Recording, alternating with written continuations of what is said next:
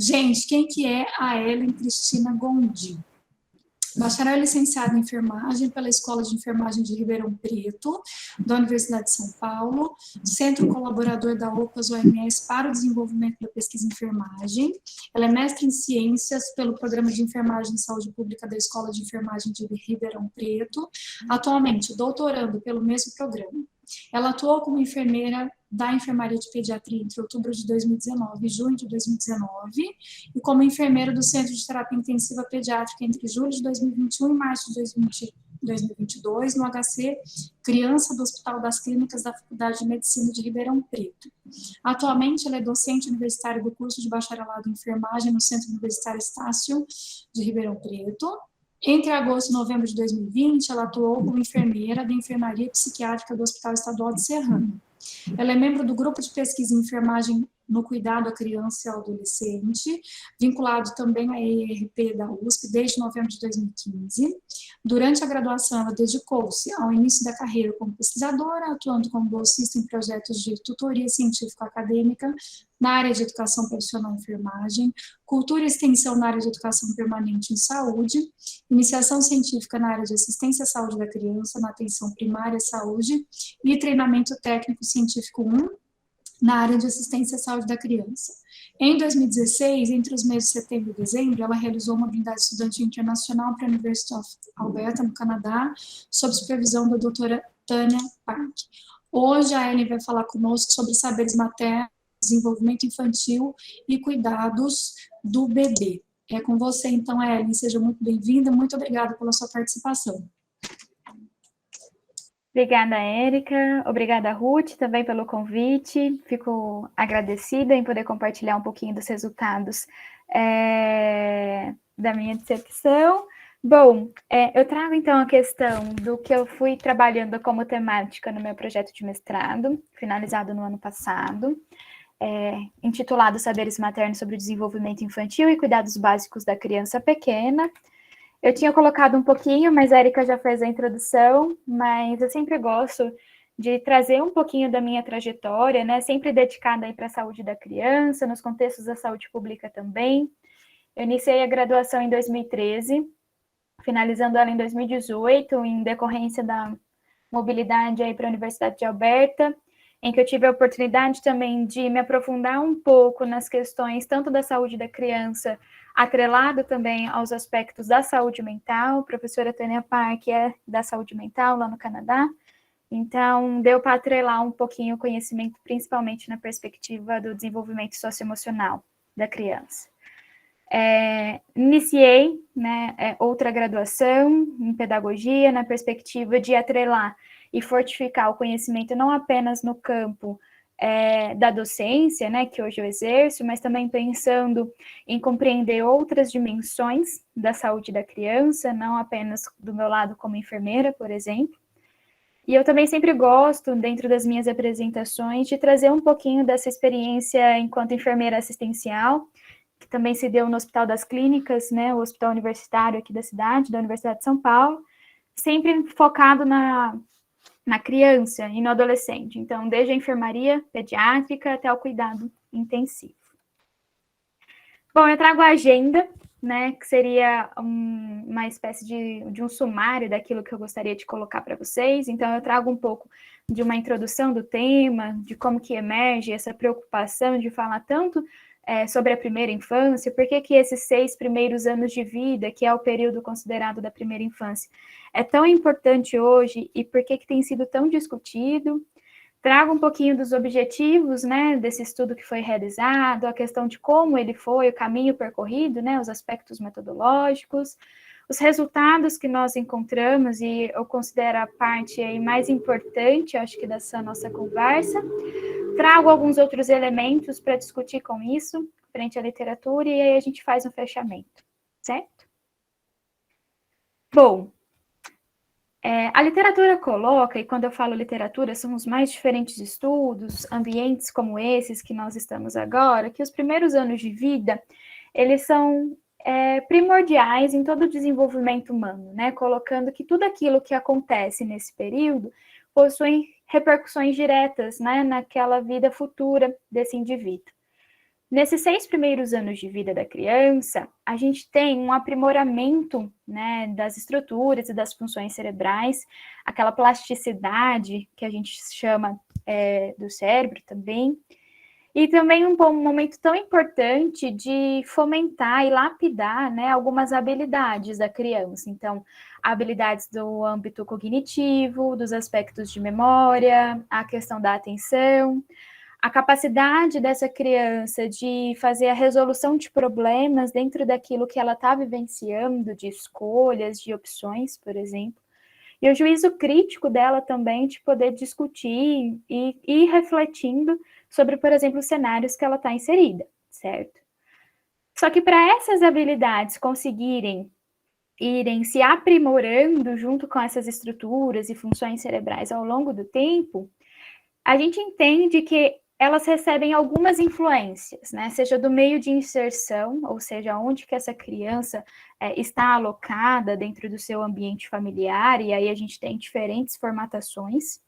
As vivências das quais ela tem perpassado nesse período, as interações, né, as trocas de experiências, por exemplo, entre pares, que nós chamamos, que são entre os primeiros pares, que são os pais, os irmãos, ou até mesmo dentro do ambiente escolar, né? Então, recebe um suporte nesse período, e que isso, né, repercute nessas etapas de desenvolvimento. E é importante a gente entender e ir discutindo que essas etapas do desenvolvimento humano, embora a gente tenha algumas etapas que a gente espera que cada criança alcance em dado determinado período, elas possuem ritmos diferentes, né, e que precisam ser respeitados também, além de estimulados.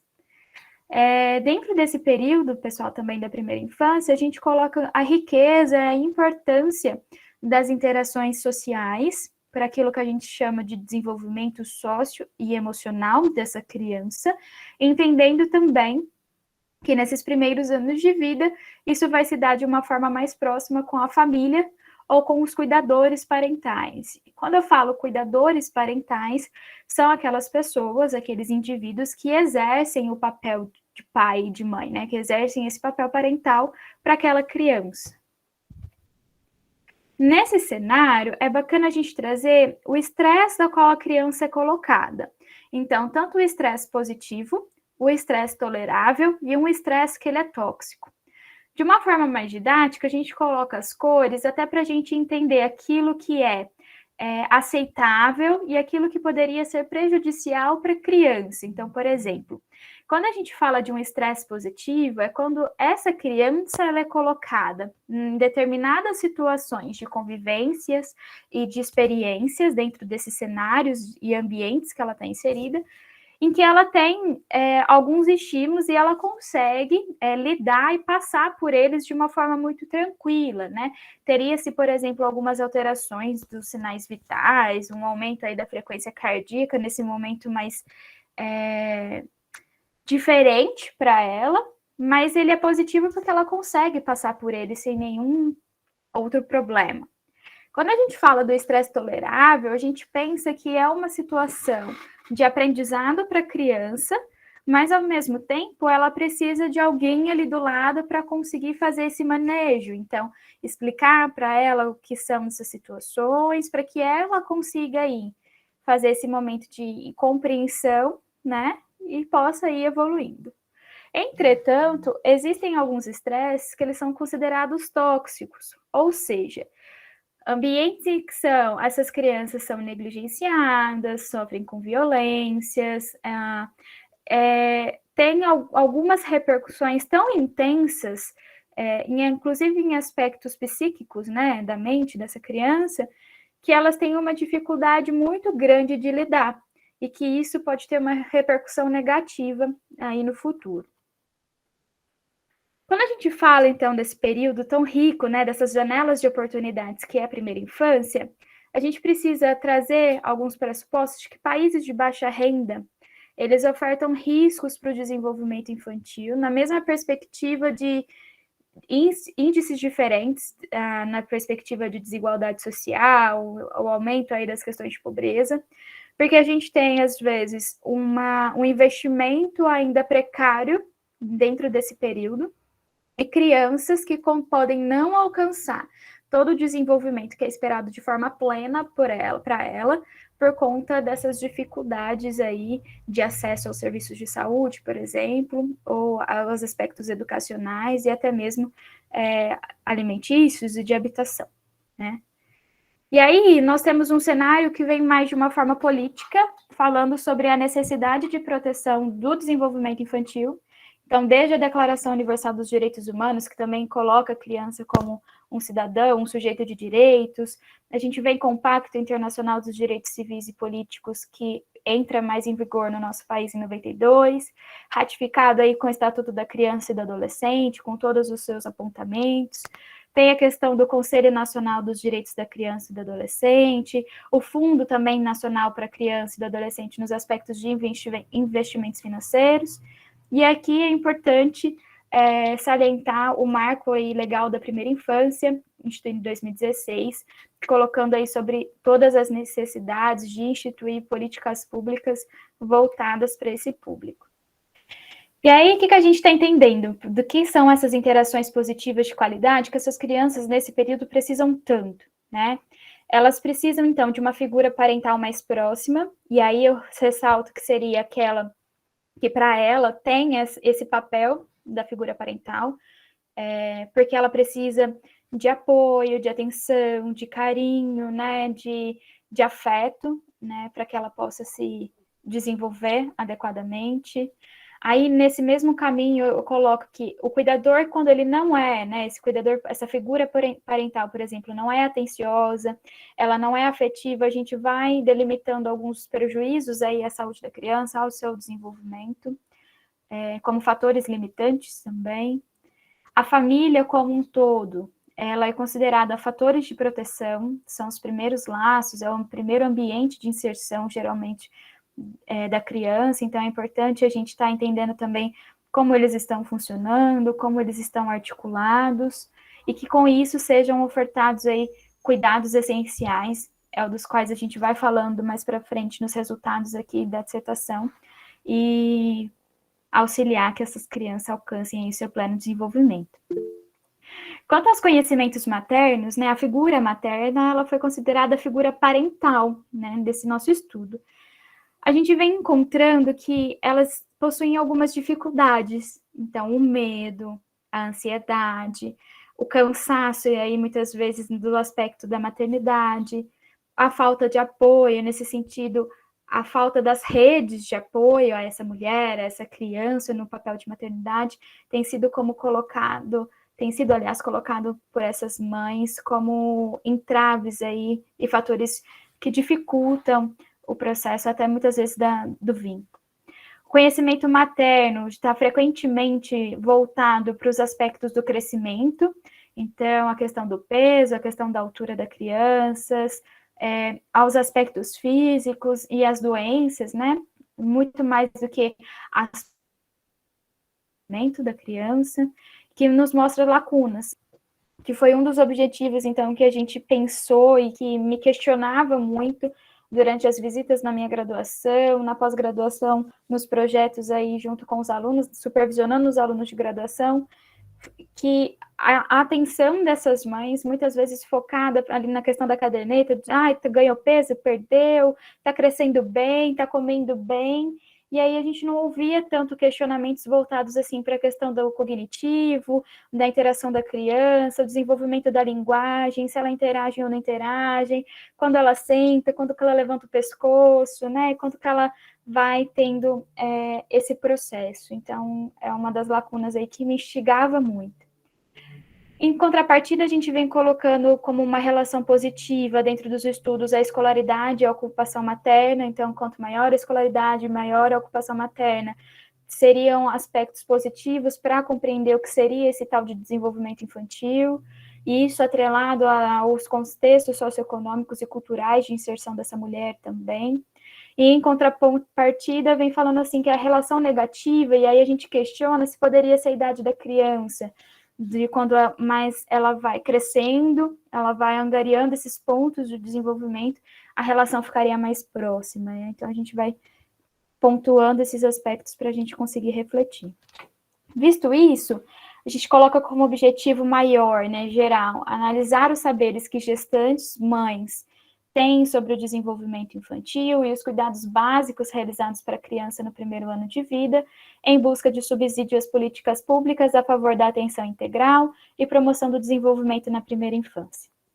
Como objetivos específicos, identificar os saberes que elas possuem sobre o desenvolvimento infantil, descrever os cuidados básicos ofertados a essas crianças lá no primeiro ano de vida, de acordo com as respostas dessas mães sobre nutrição, alimentação, que são aspectos do crescimento, mas também voltado para a interação, para as brincadeiras, para os estímulos maternos que elas ofertam, se a criança tem uma interação positiva, quais são as fontes de informação que essas mães estão buscando ou não buscam para aprimorar o seu conhecimento, se as crianças estão dispostas ao uso de aparelhos eletrônicos, não estão, como que é esse comportamento materno, ele é super protetor, ele não é, e que tipo de cuidado seria realizado, né, para essa criança, seja de local, ou seja com pessoa, ela vai para a creche, ela vai para a escolinha, fica com as mães crecheiras do bairro, fica com parentes, a mãe opta por não trabalhar, por exemplo, para ficar com a criança.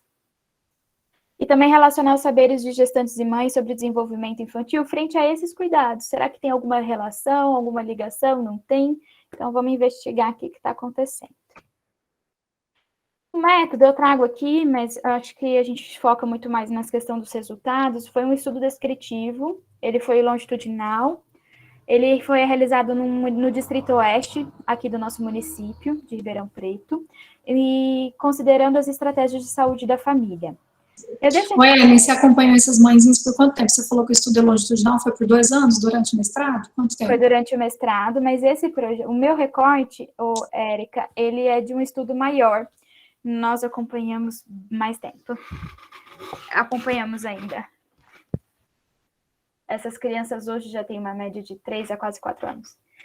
Bom, gestantes e mães, eu deixo aqui grifado para que a gente possa discutir e vocês possam ir entendendo do que eu vou falar mais para frente. Porque o tempo todo eu vou me referir como gestantes/mães? Porque elas são a mesma pessoa.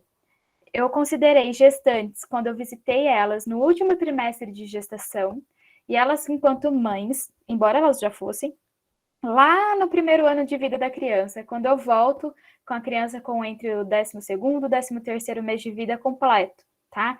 É mais uma forma da gente conseguir diferenciar isso durante a apresentação dos resultados. Mas essa mãe é a mesma, a fim de que a gente pudesse até mesmo compreender o que ela pensou enquanto gestante, ao que ela efetivamente realizou de cuidado enquanto um ano da criança aí já completa. A coleta de dados, gente, foi do 1º de novembro de 2017, então bem anterior aí à questão da inserção do mestrado, é um projeto maior, até 31 de dezembro de 2018, considerando aí a questão da gestação, e do 12º ao 13º mês de vida foi considerado até 31 de janeiro de 2020. Oi, Ellen, outra pergunta que eu quero fazer para você. Eu queria perguntar para você, Ellen, que você visitou as mães, então, elas estavam gestantes, aí não foi dada instrução nenhuma, você só se apresentou, falou qual que era a pesquisa, então não foi falado nada com relação à conduta de cuidados, nada disso, não, né? Não, para não dar viés quando a gente voltasse. Tá bom. Evidentemente, a gente tem compromisso social com essas mulheres, né? Tanto quanto profissionais de saúde, enquanto pesquisadores. E aí a gente direcionava para as unidades depois aí das atividades, se viessem algumas demandas maiores e tudo mais. Até porque elas estavam vinculadas às estratégias de saúde da família. Bom, critérios, né? Vamos pensar quanto a eles para a gente conseguir fazer o trabalho. Eu incluí, né, nós incluímos, na verdade, as gestantes que estavam no último trimestre de gestação de risco habitual, tá? Gestantes de alto risco nós não incluímos, entendendo que poderiam ter alguns vieses no sentido das orientações, da onde elas pudessem estar seguindo também com um acompanhamento médico. Nós colocamos aquelas que eram maiores de idade, maiores dos 18 anos, e que elas tivessem em segmento e fossem de famílias cadastradas das estratégias de saúde da família aqui do Distrito Oeste, do nosso município.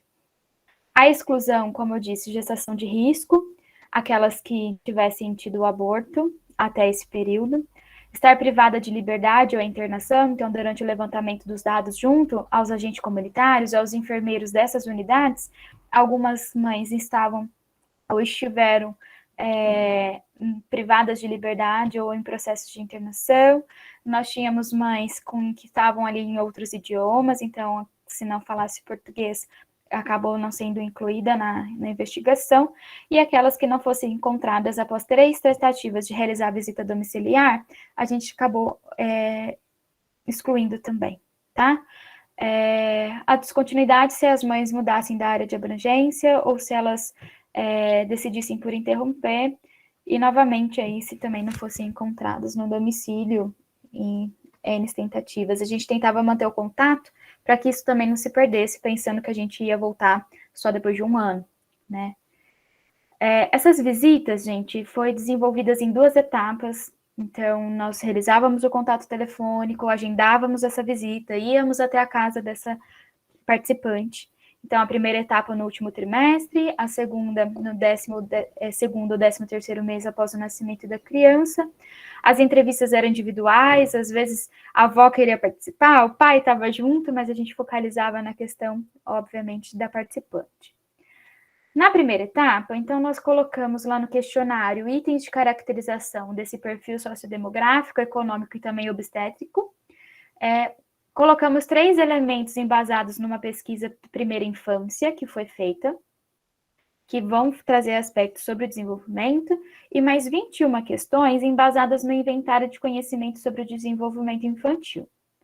Lá na segunda etapa, a gente coloca os itens de caracterização do perfil do lactente, então essa criança nasceu, que perfil que ela tem, e também colocamos itens sobre o cuidado da criança no domicílio. Como eu disse anteriormente, essa investigação, ela faz parte de uma pesquisa maior, que é intitulada Escolha do tipo de cuidado para criança pequena, desenvolvimento infantil e necessidades familiares. Então, nós tivemos a oportunidade de investigar várias variáveis sobre essa família, né, e fazer alguns recortes para as análises. Passou por aprovação em comitê de ética, teve a minha inclusão como pesquisadora também, foi colocado o termo de consentimento em 2 vias para ter o aceite e a explicação também de como seria esse projeto com seres humanos. Nós tivemos tratamento de dados pelo Fulcrum, ele é um software que a gente consegue fazer a coleta dos dados lá pelo próprio aplicativo, não precisaria mais ser por papel, o término ele já era transferido para a nuvem, né? E para as análises estatísticas nós usamos o Stata. Para fins da nossa discussão de hoje, eu trago algo mais pontual, algo mais simples na questão do entendimento para que a gente possa conversar, e o artigo aí com as análises um pouco mais robustas, ela já está em período aí de diagramação para publicação, tá? Vamos falar então do perfil, né? Que participantes são essas, né? A maioria entre 18 e 25 anos, ou entre 26 e 35, nós tínhamos um pequeno número acima de 36 anos, que eram consideradas mães mais velhas.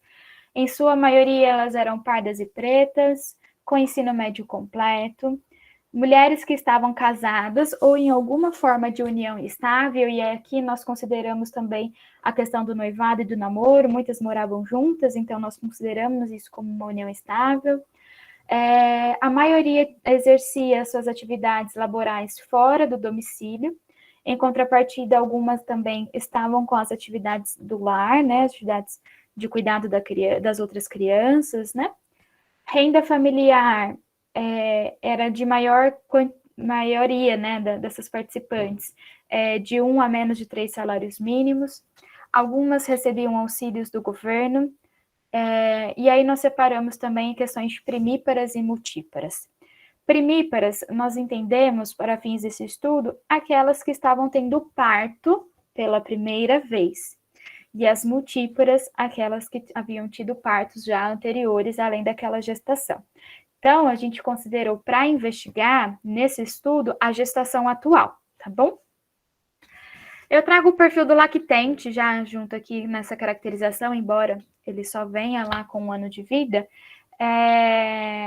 A questão do masculino e do feminino aí quase proporcional, a maioria com parto normal de 61%, dentro da idade gestacional esperada entre 37 e 41 semanas, e também dentro do peso ao nascer esperado acima de 2.500 gramas, em sua maioria.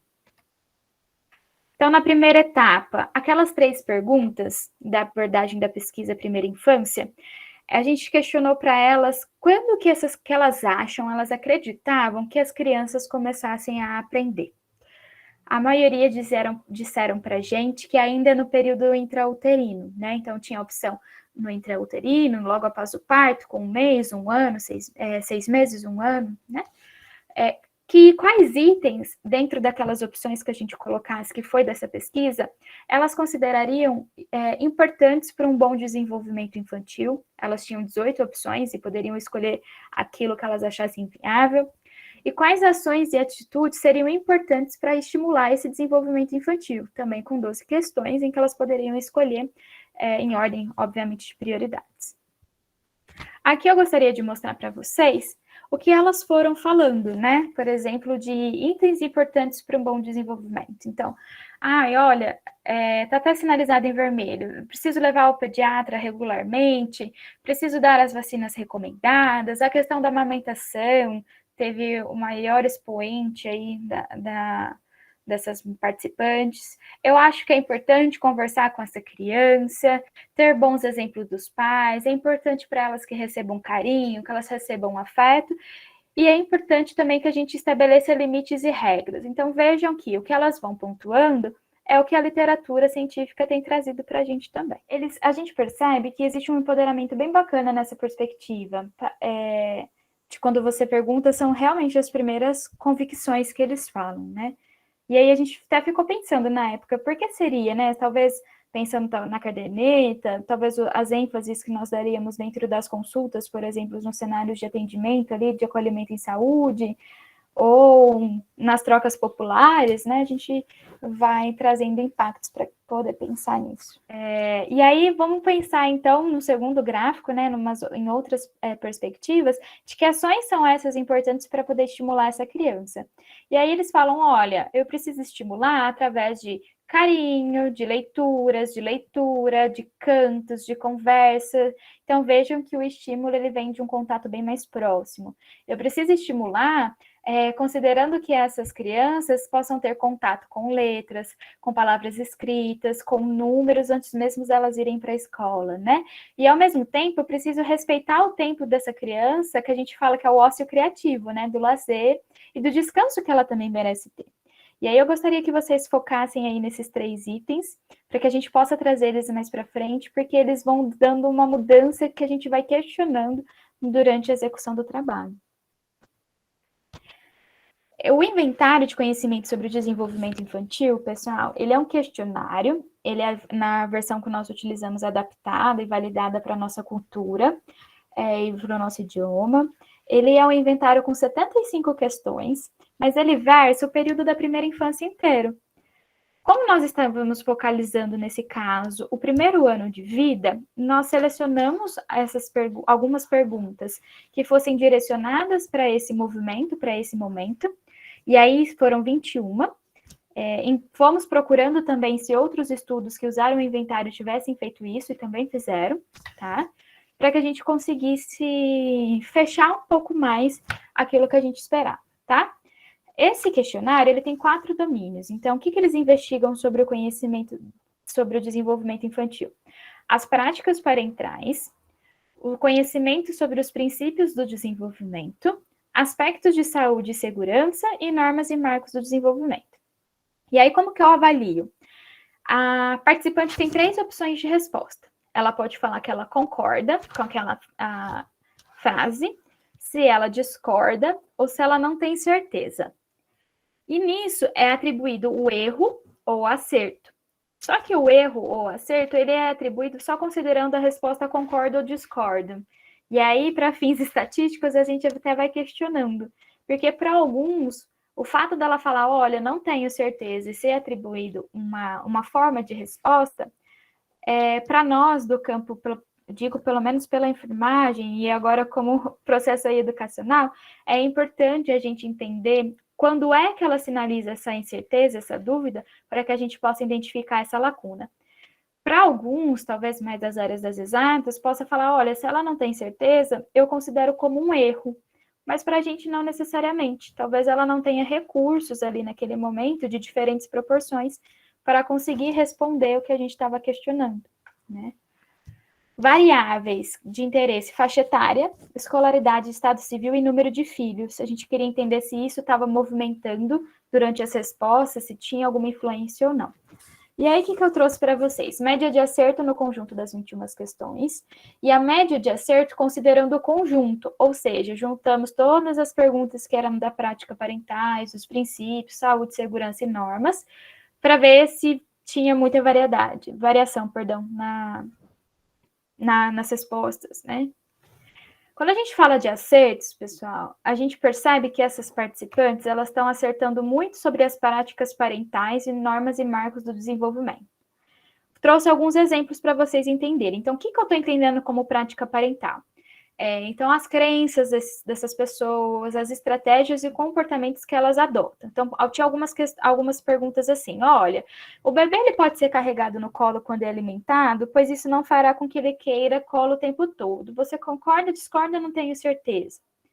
Em caso de castigar a criança por fazer algo errado, é errado dar a ela um doce para que pare de chorar. Falar com o bebê sobre coisas que ele está fazendo ajuda no seu desenvolvimento. Então, eram coisas assim. O ato de disciplinar a criança quando faz algo errado, não ignorando o que foi corrigido quando ela tiver o mesmo comportamento. Então, eu posso ignorar ou eu não posso? Então, era mais ou menos nesse sentido. E o Marcos era a única questão que compunha esse grupo, que estava focalizado no primeiro ano de vida, que falava assim, olha, os bebês fazem algumas coisas somente para causar problemas para sua mãe ou seu pai, como chorar por muito tempo ou sujar as fraldas. A gente esperaria, de uma forma comum, que elas dissessem que isso é um ato de discordar, que eles não têm essa dimensão. Mas nós tivemos algumas respostas contrárias, então a gente vai discutindo por que isso está acontecendo. Quando a gente fala de acerto, olha, poxa, essas mães, essas participantes estão acertando bastante, estão tendo conhecimento sobre o desenvolvimento infantil, elas têm a maior parte entre 18 e 35 anos de idade. Elas têm maior escolaridade. Elas podem ser solteiras, casadas ou separadas, no caso das multíparas, que isso não tinha diferença estatística, tá, gente? Não tinha problema. E aí, os acertos, eles foram atribuídos tanto às primíparas quanto às multíparas, mas a gente vai trazendo mais para frente de que forma eles foram compreendidos. Quando a gente fala de erros, e aí a gente fala do próprio desconhecimento dessas participantes, ela era na categoria dos princípios.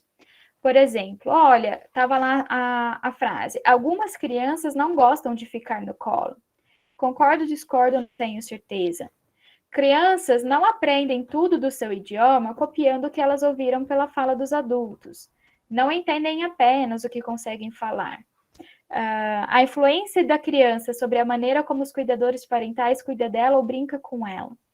Então, a gente ia identificando que as participantes tinham muita dificuldade de entender que algumas coisas são esperadas. Por exemplo, o retrocesso da criança quando nasce um irmão mais novo, né? Para elas, isso não era correto. E aí a gente percebe que a faixa etária é maior ou igual a 36 anos no desconhecimento, com baixas escolaridades, traz novamente aí a questão da forma de vínculo aí, afetivo, se tem influência ou não, até no sentido dela ter uma rede de apoio para auxiliar nesse cuidado ou não. Dúvidas. A maior dúvida foi no domínio de saúde e segurança, né? Então, por exemplo, olha, eu posso dar alimentos sólidos para crianças menores de 1 ano, como pipoca? Eu posso deixar o travesseiro no berço? Que posição que a criança dorme é mais adequada? Eu posso não realizar a oferta de alimentos sólidos quando ela tem alguma alteração na eliminação intestinal? Eram algumas coisas que, para nós, poderiam ser simples, enquanto talvez pesquisadores ou profissionais de saúde, mas que demonstrou para a gente que elas têm ainda muitas dúvidas e lacunas nessa perspectiva. A maior faixa etária para isso era maior ou igual aos 36 anos, a gente tinha uma oscilação na questão da escolaridade, as mães que eram solteiras ou casadas tinham esses maiores índices de incerteza nesse domínio. As separadas nós não tínhamos ninguém, então não tinha como avaliar. E isso.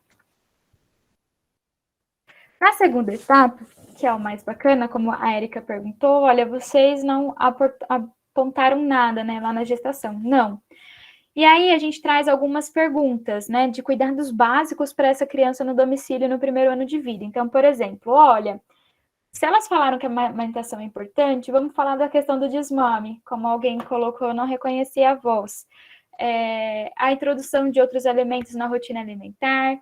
Vamos questionar sobre a interação e a brincadeira da mãe com a criança, se ela desempenha essa ação durante os cuidados, durante o estar com essa criança.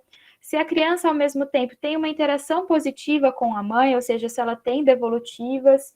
Se a gente tem estímulo materno para que essa criança consiga fazer verbalizações e que elas sejam do modo correto.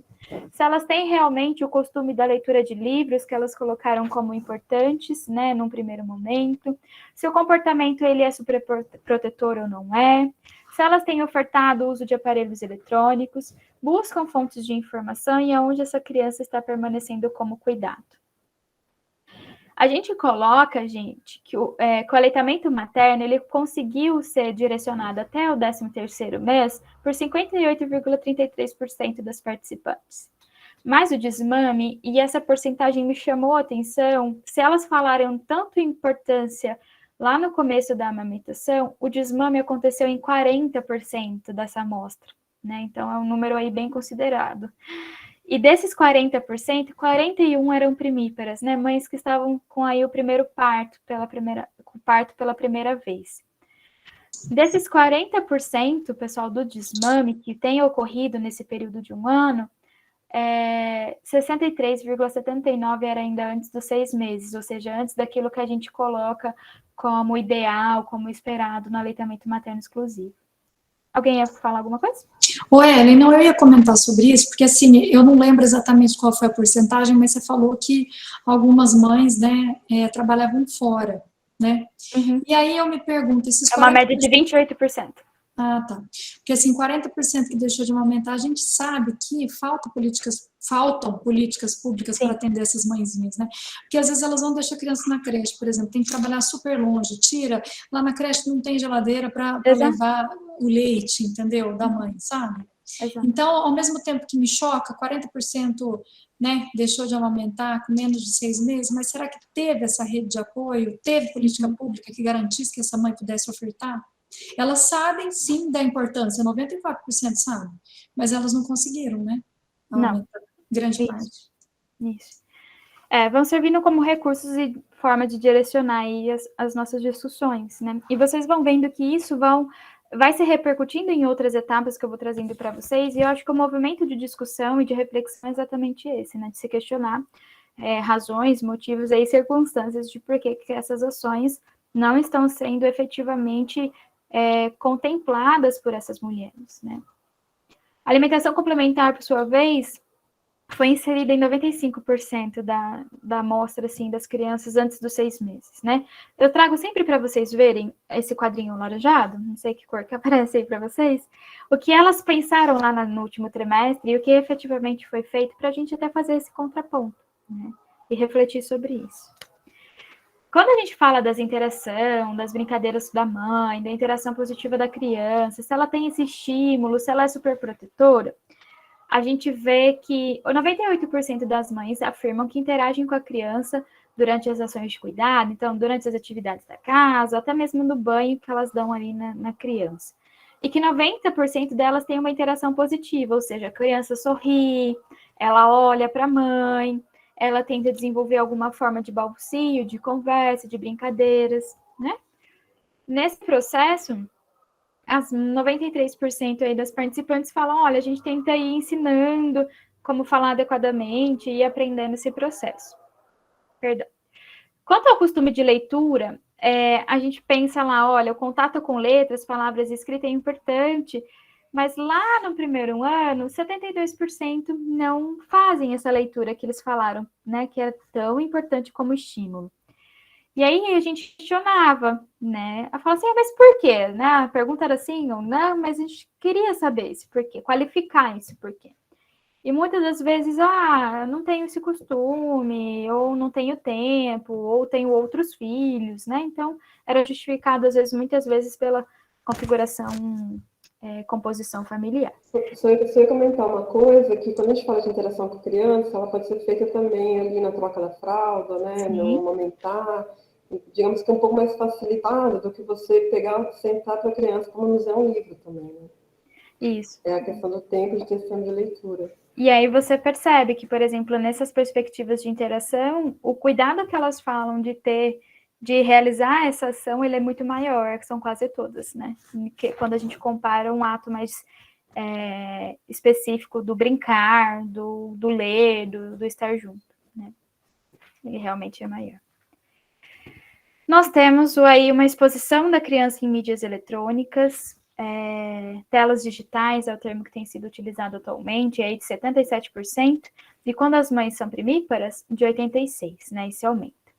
E aí a gente ficava intrigado de perguntar assim para ela, olha, mas você tem curiosidade de buscar informações sobre o desenvolvimento? E aí era uma pergunta que ela conseguia, a gente classificou, né, fez categorias aqui, mas a gente deixava ela poderia colocar outras opções também, de mostrar da onde ela está buscando, né? Então, a maioria, a gente era de blogs e sites, a maioria dessas mães, quase, não posso dizer quase todas, né, mas em sua maioria tinham acesso aí a, pelo menos, redes móveis de internet, nós não tinham Wi-Fi em casa, mas tinham as redes móveis de internet, muitas em redes sociais, os livros e as revistas ficavam aí por último. Vai muito ao encontro do que a Érica pontua, nessas questões sociais, de buscar no livro, de buscar numa revista, e aí a gente vai vendo o quanto que esses blogs, esses sites, dão a informação com fácil acesso, e aí a gente vem questionando e pensando e refletindo sobre a qualidade dessa informação, o quanto que ela é real, digamos assim, e científica, né? Cuidado, onde essas crianças estão ficando, então, se elas estão em instituições, cuidado de outras pessoas, se elas optaram por não trabalhar, quando a gente fala outras formas, todas dessas outras formas eram mães que levavam as crianças junto para o trabalho, tá? E aí a gente vai vendo, por exemplo, que elas pontuaram de uma forma bem pequena a questão no último trimestre da criança ter contato com letras antes de ir para a escolinha, ou mesmo aprender com outros professores, e aí a gente vai vendo e relacionando isso com onde que elas estão com o ano de vida nos cuidados. Aqui, nós pegamos e começamos a refletir. Então, lá no primeiro questionário, a gente usou o instrumento, e ele tinha essas 4 vertentes que vocês veem coloridas, né? Práticas, princípios, normas de saúde e segurança. E as perguntas que nós fizemos lá com o ano da criança, elas têm uma correspondência com esses elementos, né? Então, aqui é um título de uma forma mais didática, mais lúdica, de vocês entenderem de que forma que nós fomos alocando, né? Então, olha, a interação da positiva da criança e o estímulo à verbalização correta pode estar relacionada com a questão dos marcos do desenvolvimento, ou o desmame, a idade do desmame, introdução de outros alimentos com os aspectos de saúde e segurança, né? A gente foi fazendo esses aspectos. Dona Deolinda, então, a nossa companheira fiel, né, Dona Deolinda?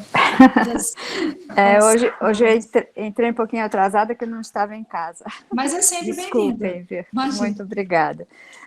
Então, uma questão que eu gostaria de fazer uma colocação, a gente, na Pastoral da Criança, a gente tem o hábito de socializar, né, fazer a distribuição de livros entre nossa reunião, que se chama a nossa reunião que a gente faz mensal com as famílias, elas levam um livro, na seguinte tem que trazer. Uma coisa que a gente orienta é o seguinte: quando as crianças são pequenas, e o que a gente orienta pelo menos na família aconteceu isso e foi viável, né? A criança, quando vai para a cama, um dos pais ou alguém que é responsável pela criança vai e, se possível, né? Claro, nem todos assim é possível, levar um livrinho, e quando tem na primeira por exemplo, até 1 ano, não vai conseguir fazer a leitura, nada. Mas a imagem é muito importante mostrar para a criança. A criança vê a imagem e a mãe, ou responsável, vai falando sobre o que está acontecendo. É engraçado que depois, quando eles são maiorzinhos, às vezes eles nem, não leem o que está escrito no livrinho, mas eles contam uma história em razão daquela imagem. E a gente estimula muito as famílias fazerem isso com as crianças. É uma forma, então, de introduzir o livro e eles terem gosto também pelo livro, né? Teve uma vez que no acompanhamento junto à família, né, que a gente faz a visita antes dessa reunião, que se chama Celebração da Vida, né? Na visita domiciliar, perguntei para uma das questões, a gente pergunta: você lê para o seu filho? E a gente sempre, a criança tem que estar perto, né? A mãe fala assim: sim, leio. O menino fala assim: ela não lê, não. Foi muito interessante. Aí a gente fala assim: bom, sabe por quê? A mamãe às vezes não tem tempo de ler, mas pega um livrinho, pede para a mamãe ler, né? Nossa, na visita seguinte, o menino veio todo contente. A mamãe está lendo para mim. Achei muito interessante, né? Isso daí é um estímulo que a gente faz na pastoral da criança. Bem, então é essa colocação que eu gostaria de fazer. Mas, dona Deolinda, a senhora deu um spoiler de algumas coisas que a gente estava querendo questionar futuramente nas pesquisas, dessas questões da imagem, né? Não necessariamente um livro, mas mostrar, dar significado para aquilo que ela está vendo. E isso é muito importante no uso do eletrônico. A gente fala que tem as questões das políticas que, olha, não pode expor, não era o adequado antes dos 2 anos, mas ao passo que isso aconteça no mundo globalizado e nas distâncias que as pessoas estão, principalmente agora no contexto pandêmico, de dar sentido àquilo que você está vendo. Então, muito bacana. E outra coisa que acabou me recorrendo é que nas unidades, não eram todas, né, do distrito, mas algumas tinham os cantinhos da leitura, né? Não lembro se eles poderiam levar os livros embora, mas tinha esse cantinho ali na salinha de acolhimento. Bom, dado o nosso tempo, o fechamento, pessoal, é que a gente enfileirou, então, a participante de 1 a 144, para pensar assim, quais menos acertaram para as que mais acertaram, das que menos erraram para as que mais erraram, e se isso fossem só essas 2 opções de escolha, obviamente uma seria contrário da outra, mas aí a gente tem aquele bendito incertezas, né? Então, as que menos tinham incertezas para as que tinham mais incerteza dentro desses conjuntos de dúvidas. Eu vou passando aqui, só para a gente conseguir entender. Então, a gente tem uma defasagem aí de mães, quanto mais jovens, maiores os números, as questões de dúvidas, as questões de incertezas, de ofertar o uso de eletrônico para essas crianças, de ter a questão do desmame um pouco mais precoce, de não realizar tanto as leituras. Essas mães que eram mais jovens, embora de pouca idade, digamos assim, dentro daquele parâmetro que nós construímos, como eu mostrei para vocês, ou elas tinham pelo menos o ensino fundamental completo ou ensino médio. Então, de toda a amostra, embora seja uma região vulnerável, se a gente for pensar dessa forma, as mães, elas tinham ali pelo menos de 4 a 8 anos de estudo, então era um satisfatório pelo que os estudos que usaram, esse questionário também que nós aplicamos, colocaram. Infelizmente, as buscas aí de informações, na sua maioria dessas mães jovens também, são aí as redes sociais, são os blogs, os sites, e aí a gente pensa também o porquê disso está acontecendo, talvez pela faixa etária, de ser algo mais próximo, algo de maior conveniência, né? De todas as faixas etárias, de 18 a 25, de 26 a 35, ou acima de 36 anos, não tinham, aliás, o costume de interagir na perspectiva de leitura, mas estavam interagindo de outras formas, então, de conversar com a criança, de explicar, de estar ali interagindo no banho, na troca de fralda, como vocês colocaram. Aqui na discussão, vai um pouco, nem vou me ater muito, porque é o que a gente colocou e pontuou, sabe, sobre a importância dos aspectos da amamentação, pensar aí nos primeiros 1000 dias de vida, o quanto que é importante ter essa criança perto do serviço, o acesso ao serviço de saúde, o quanto que é importante a maioria dessas mães, inclusive as mães jovens, colocaram que possuem um comportamento superprotetor.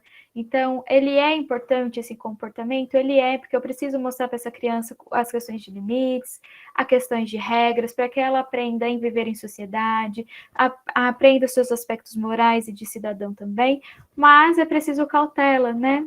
Quando isso é excessivo, quando ele é demais, pode ser um indutor de ansiedade social da criança, um indutor de dependência dela também em relação aos cuidadores parentais. A gente ressalta o quanto que é importante ter o afeto, de novo, como eu disse na introdução, os estímulos dessas crianças, o quanto que essa interação entre pares, por vezes, está diminuída dentro desse cenário, seja por mães que precisam trabalhar, sejam pelo número de filhos, né, um maior número de filhos dentro desses ambientes, o recurso que eu preciso de tarefas para fazer, né, então o uso de eletrônico, muitas vezes ele é substitutivo para essas questões, ou pelas crenças dos cuidadores de acreditarem que, olha, ele está repetindo, ele está imitando, mas isso é um processo do desenvolvimento da criança, né. E aí, trazendo só para finalizar a questão do inventário, que o nosso estudo, embora numa região mais específica, dentro de um distrito, uma região menor, ela está indo, infelizmente, digamos, ao encontro do que em outros cenários aí que tem usado esse inventário tem evidenciado. Então, mães com maior faixa etária, maior escolaridade, maior renda são aquelas que têm pontuações mais elevadas, são aquelas que sabem um pouco mais sobre o desenvolvimento infantil, quando eu comparo com mães jovens, quando eu comparo com mães que têm uma renda familiar prejudicada, ou mães que têm menos anos, né, menos tempo aí do perfil de escolaridade, tá? Por fim, é importante a gente salientar aqui, nessa questão, o nosso papel social nessa questão. Eu trouxe o meu papel enquanto enfermeira, é o que eu tenho maior propriedade para falar, mas o quanto que é importante a gente estar em espaços como esses, divulgando esse conhecimento, mostrando também para a população o quanto que o que está vindo da academia precisa chegar, né, ser capilar aí nesses aspectos, salientar o papel da atuação da atenção primária em saúde também, salientar as visitas domiciliares, eu sou suspeita, acho que é uma estratégia de cuidado extremamente relevante e importante aí nas nossas atuações. Aí, ó, a Natália levantou a mão em seguida de Olinda, para a gente encerrar, pode ser, queridos? Natália, quer perguntar? Olá, pessoal, boa tarde. Ellen, adorei seu trabalho, o meu vai mais ou menos nessa linha também. Bacana, Natália. Eu queria saber duas coisas. Em relação aos questionários, ao roteiro ali das perguntas que você fez às mães, eles foram baseados em referências? Aquelas perguntas foram baseadas em referências ou elas foram de outros estudos, né, de estudos anteriores? De qual etapa você fala? Da primeira? Isso. As primeiras 3 perguntas foram da pesquisa Primeira Infância, eu tenho também os arquivos, posso compartilhar com você. E a segunda foram aqui do inventário, ele chama KID, né, a versão em inglês, mas é o Inventário de Conhecimento sobre Desenvolvimento Infantil, tá?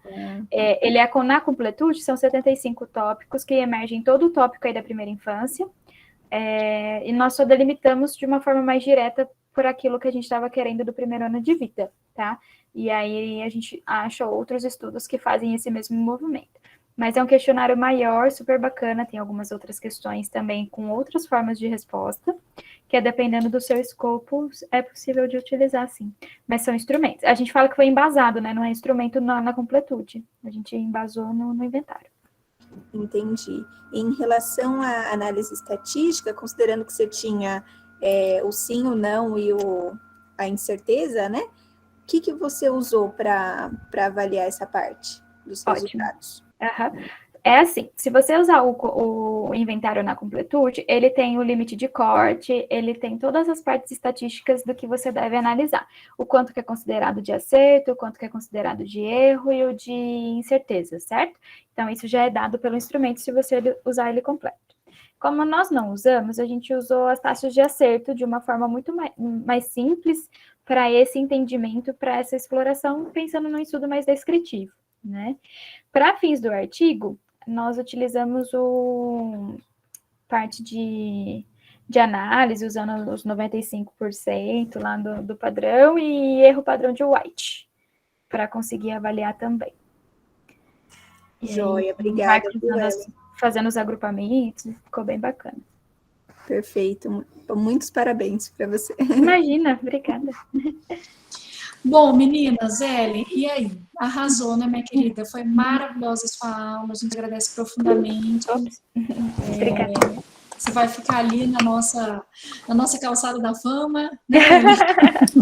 No nosso site da fama. E aí, meninas, por favor, nos sigam nos nossos canais no YouTube, no Facebook, no Instagram, dá lá o joinha de vocês, gente.